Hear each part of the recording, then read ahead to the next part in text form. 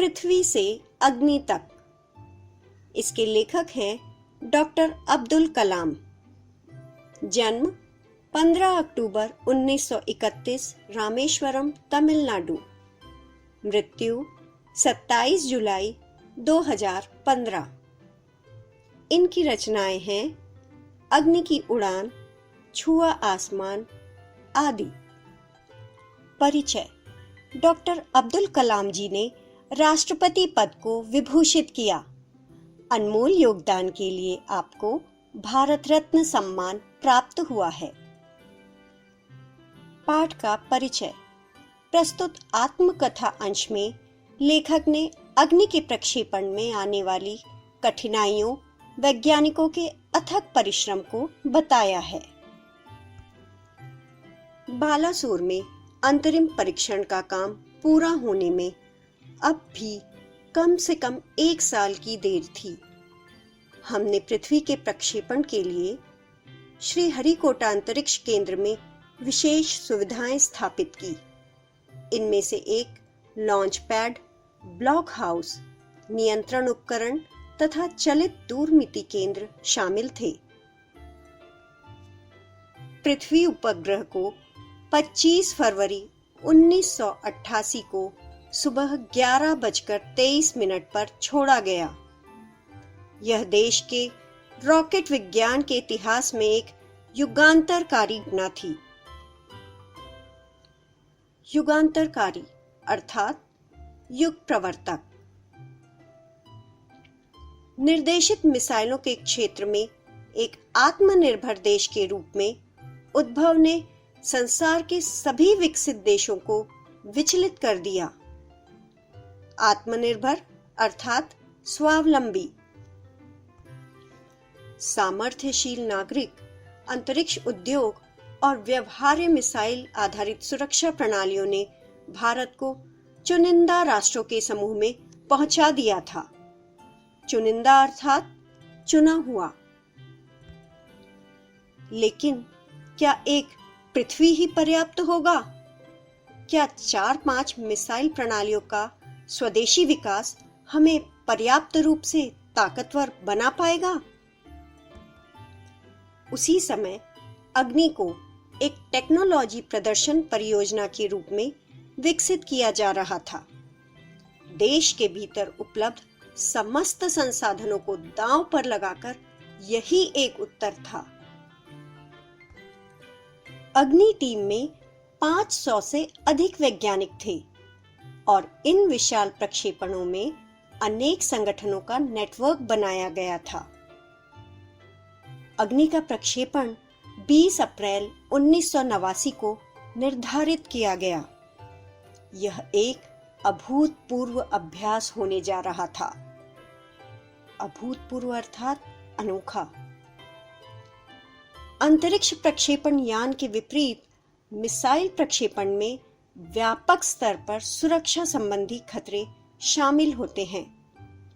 प्रक्षेपण की पूर्व तैयारी की सारी गतिविधियां तय कार्यक्रम के अनुसार पूरी हो गई थी। गतिविधियां अर्थात कृतियां। जिस समय हम T14 सेकंड पर थे, कंप्यूटर ने संकेत दिया कि उपकरणों में से कोई एक ठीक से काम नहीं कर रहा है। इसे तुरंत सुधार लिया गया। इस बीच निचली रेंज केंद्र ने होल्ड के लिए कहा। अगले कुछ सेकंडों में जगह जगह होल्ड की जरूरत पड़ गई। हमें प्रक्षेपण स्थगित करना पड़ा। मैं अपनी टीम के सदस्यों से मिलने गया, जो सदमे और शोक की हालत में थे। सदमा अर्थात दुखद घटना का आघात। मैंने SLV-3 के अपने अनुभव को उनके साथ बांटा। मेरा प्रक्षेपण यान तो गिरकर समुद्र में खो गया था, लेकिन उसकी वापसी सफलता के साथ हुई। आपकी मिसाइल अभी तक आपके सामने है। वास्तव में आपने कुछ भी ऐसा नहीं खोया है जिसे 1-2 हफ्तों के काम से सुधारा न जा सके। इस विवरण ने उन्हें जड़ता की हालत से झकझोर कर बाहर निकाल लिया और सारी की सारी टीम उप प्रणालियों की जांच और उन्हें ठीक करने के काम में फिर से जुट गई। झकझोरना अर्थात झंझोड़ना। अगले 10 दिन तक दिन रात चले विस्तृत विश्लेषण के बाद हमारे वैज्ञानिकों ने मिसाइल को 1 मई 1989 को प्रक्षेपण के लिए तैयार कर लिया। लेकिन स्वचालित कंप्यूटर जांच अवधि के दौरान T10 सेकंड पर एक होल्ड का संकेत दिखाई पड़ा। प्रक्षेपण फिर एक बार स्थगित करना पड़ा। रॉकेट विज्ञान के क्षेत्र में इस तरह की चीजें बहुत आम हैं और अक्सर अन्य देशों में भी होती रहती हैं। मैंने DRDL RCI परिवार के 2000 से भी अधिक सदस्यों को संबोधित किया। बहुत मुश्किल से ही कभी किसी प्रयोगशाला या R&D संस्थान को देश में पहली बार अग्नि जैसी प्रणाली विकसित करने का अवसर मिलता है। यह महान अवसर हमें दिया गया है।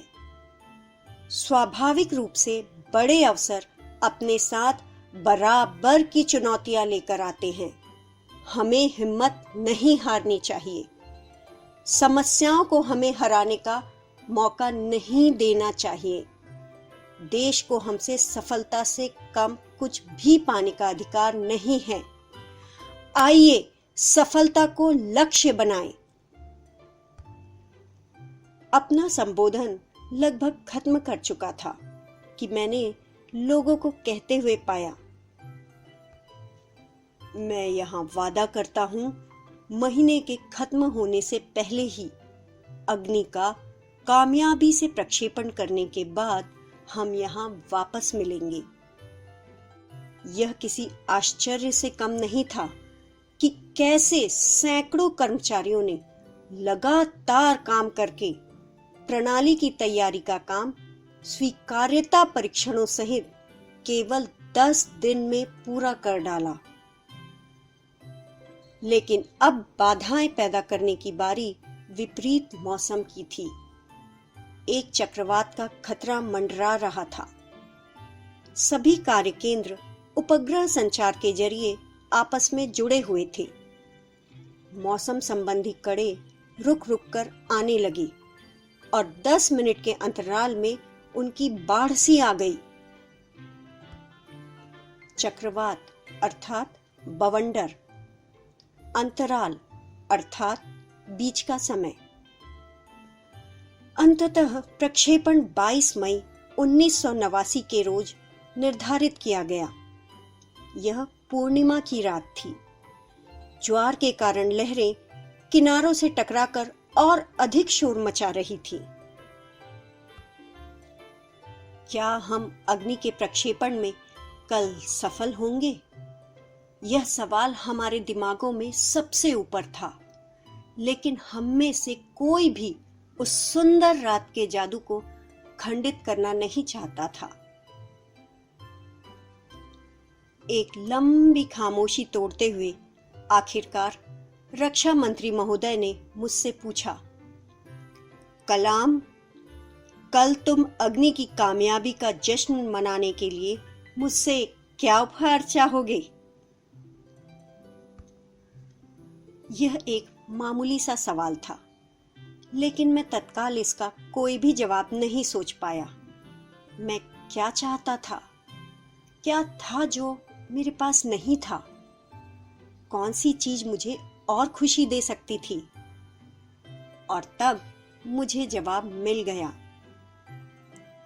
हमें RCI में लगाने के लिए 1,00,000 पौधों की जरूरत है, मैंने कहा। अगले दिन सुबह 7:10 पर अग्नि मिसाइल प्रज्वलित हो उठी। यह एक परिपूर्ण प्रक्षेपण था। सभी उड़ान मानक पूरे हुए। यह एक दुस्वप्न भरी नींद के बाद एक खूबसूरत सुबह में जागने जैसा था।